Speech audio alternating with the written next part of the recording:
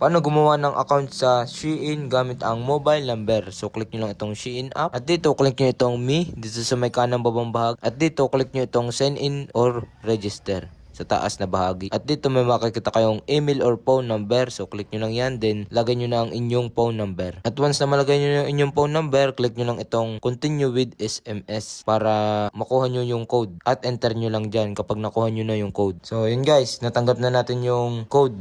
At dito may magpa-pop up. So, kailangan pala is secure yung ating account. For your account security, please enter your mobile number for verification. So, enter lang ulit natin yung ating number. Then, click natin itong send button para mag-send yung code at enter ulit natin dito yung code. At ayan, once na malagay na natin yung verification code, click nyo itong submit button. Successful na tayo nakapaggawa ng account gamit ang mobile number. Yan, nakalagay. Registration successful. So, ayan, go shopping. At ayan yung ating account. Ganun lang kadali gumawa ng account sa Shein gamit ang mobile number.